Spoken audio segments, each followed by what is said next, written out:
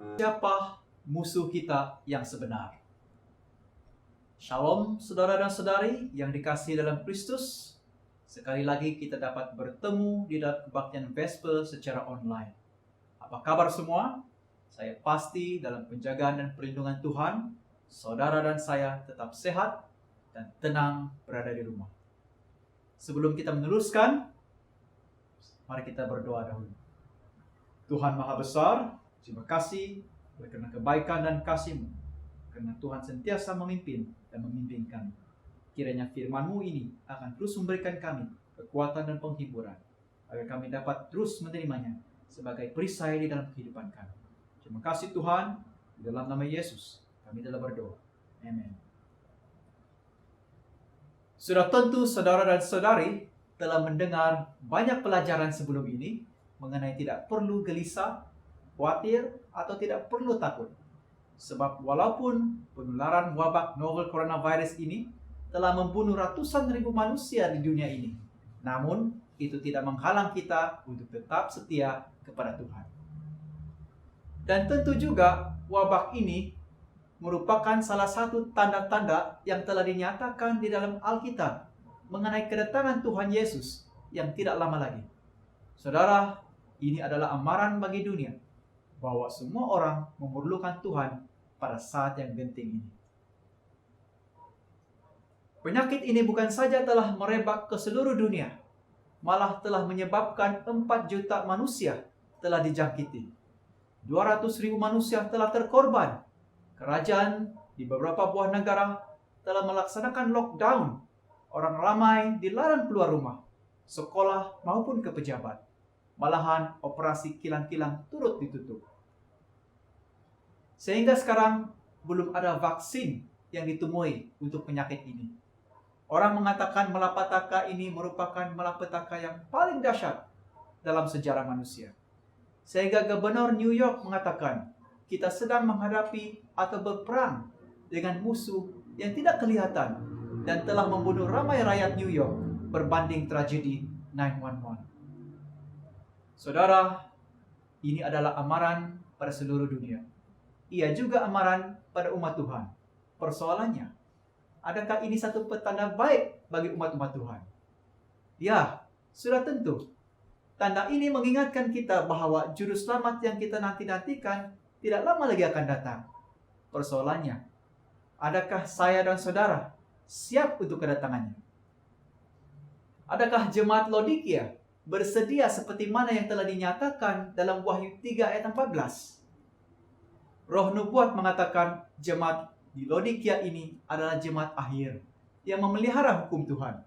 Berbanding jemaat-jemaat yang lain, gereja-gereja yang lain pada zaman ini. Gereja Seventh-day Adventist lah yang dilambangkan sebagai jemaat Laodikia itu. Wahyu 3 ayat 17 mengatakan, karena engkau berkata, aku kaya, aku telah memperkayakan diriku, dan aku tidak kekurangan apa-apa. Dan karena engkau tidak tahu bahwa engkau melarat dan malang, miskin, buta dan telanjang. Saudara, satu hal yang sangat aneh terjadi kepada umatnya di Laodikia. Mereka merasa sudah cukup kaya dan baik, serta tidak merasa ada keperluan yang lain lagi diperlukan. Mereka suka ayat itu berkata, dan aku tidak kekurangan apa-apa, atau kami kurang sesuatu apapun, semuanya sudah cukup. Apa yang saya coba ingin katakan di sini adalah sifat kesombongan diri yang ada pada seseorang tidak akan melayakkannya untuk menerima kerajaan surga. Mengapa saudara? Sebab sifat inilah yang ada pada umat Tuhan pada masa ini.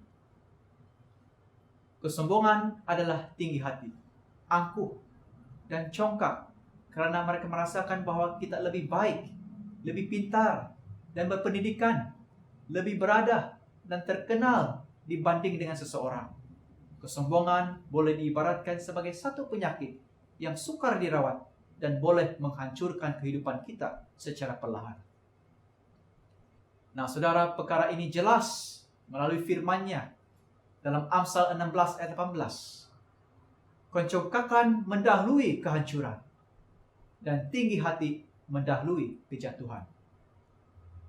Seperti dinyatakan di dalam buku Wahyu Jemaat Laodikia, Mereka sombong dan mereka tidak perlu apa-apa lagi.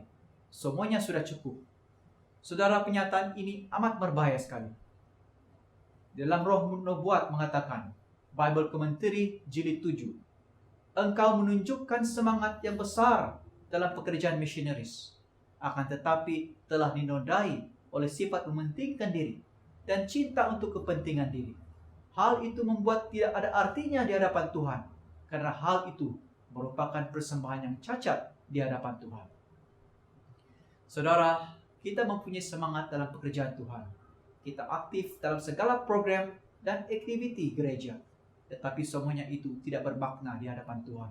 Kalau sikap sombong dan pentingkan diri masih ada di dalam diri saudara dan saya. Roh Nubuat juga mengatakan, mereka datang ke gereja, tetapi tidak dengan Kristus, tidak rindu akan kebenaran, tidak mencintai akan kehendak Allah yang telah dinyatakan dalam firman-Nya. Itulah roh membenarkan diri. Hal seperti itu akan menuntun engkau kepada sifat mementingkan diri di atas Yesus, sehingga menganggap pendapat dan ide mereka itu lebih penting daripada persatuan dengan Kristus dan persatuan dengan orang lain. Banyak di antara mereka mencari kehormatan dari sesamanya. Tetapi apakah arti kehormatan atau persetujuan yang diberikan manusia kepada seseorang yang menganggap dirinya sebagai anak Allah?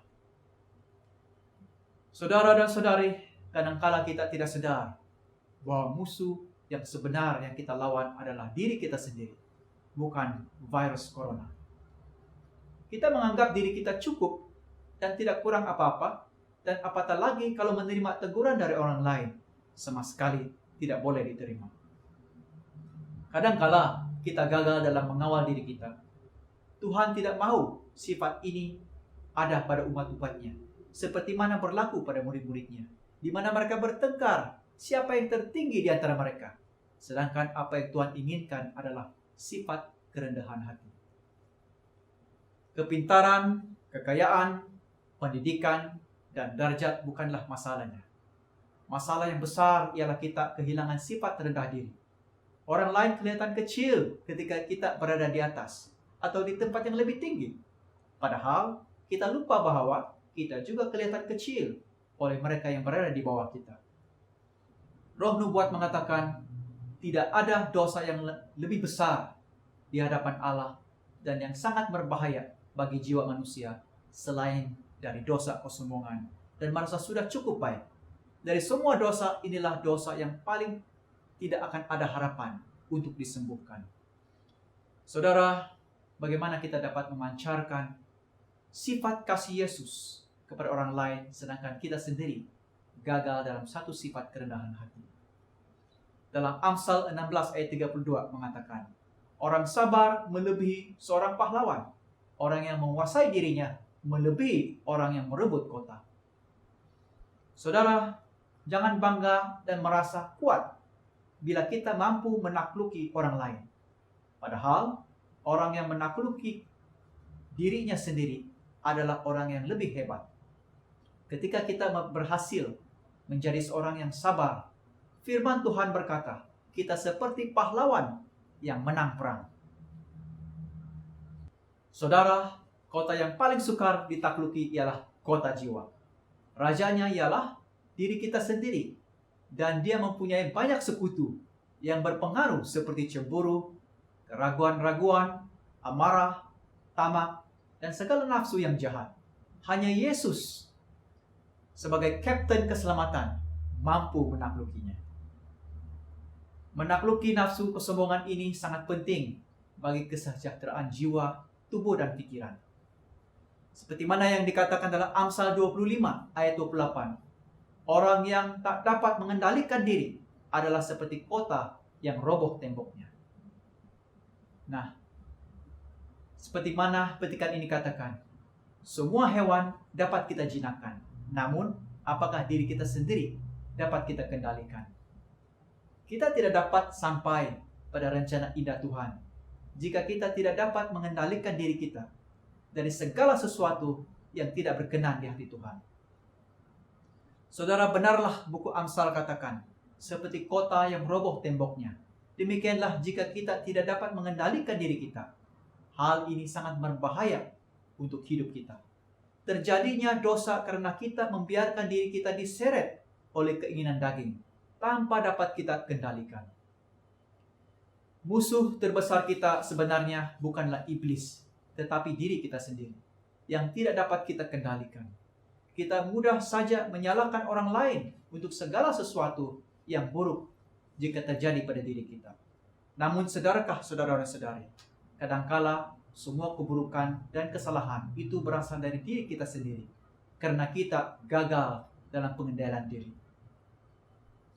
Maka itu, marilah belajar untuk mengendalikan diri kita. Mintalah bimbingan Roh Kudus agar kita bersifat rendah hati terhadap sesama manusia, terlebih di hadapan Tuhan. Saudara, rencana Tuhan itu adalah indah dan sempurna dalam hidup kita. Namun, semua itu akan hilang jika kita tidak dapat mengendalikan diri kita dari segala sesuatu yang tidak berkenan di hati Tuhan. Tuhan sentiasa mengasihi dan memimpin kita, dan tidak pernah meninggalkan kita walau sesaat pun. Hanya kita harus berserah sepenuhnya kepada Dia, dan tentu sekali Dia akan memimpin kita sehinggalah kedatangannya yang kedua kali nanti. Terima kasih karena telah mendengar pelajaran ini. Biarlah pelajaran ini akan terus memberikan kita kekuatan dalam kehidupan kita. Semoga Tuhan akan terus memimpin kita dalam kehidupan kita, agar kita terus berjalan dengannya sehinggalah kedatangannya yang kedua kali nanti. Mari kita berdoa. Tuhan, terima kasih oleh karena kebaikan dan kasih-Mu, karena Kau layak disembah dan layak dipermuliakan. Terpujilah nama-Mu Tuhan, karena sebentar tadi kami telah mendengar firman-Mu yang begitu indah dan baik sekali. Biarlah sifat kerendahan hati kami terus bersama-sama dengan kami, agar kami tetap memuliakan nama Tuhan dengan sifat yang begitu sempurna. Terima kasih Tuhan, karena Kau telah memimpin setiap persatu kami. Bimbing kami seterusnya, agar kami terus melangkah dan terus memimpin kami, sehinggalah kami dapat mengendalikan diri kami dengan baik. Terima kasih Tuhan, Engkau telah memimpin dan bersama-sama dengan kami. Karena semua ini Tuhan kami serah melalui anak-Mu Yesus yang telah menjadi penebus dan juru selamat kami. Amin. Tuhan memberkati.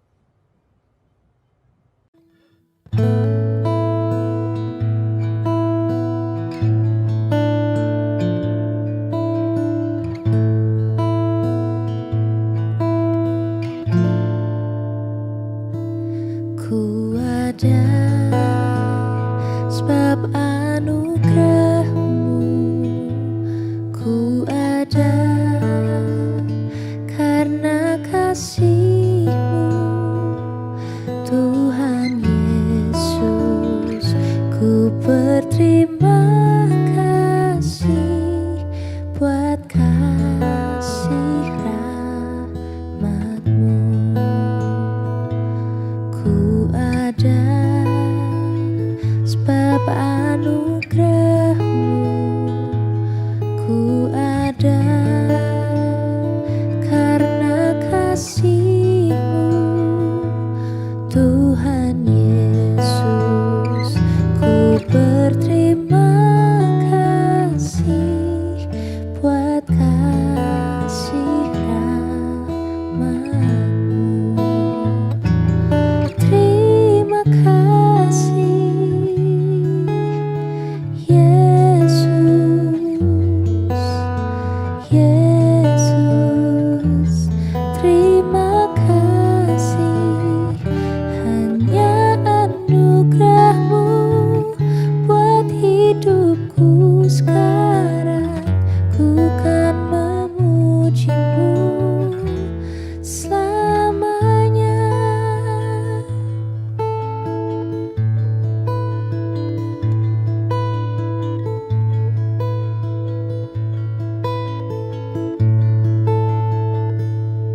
I am here because of your grace. I am here because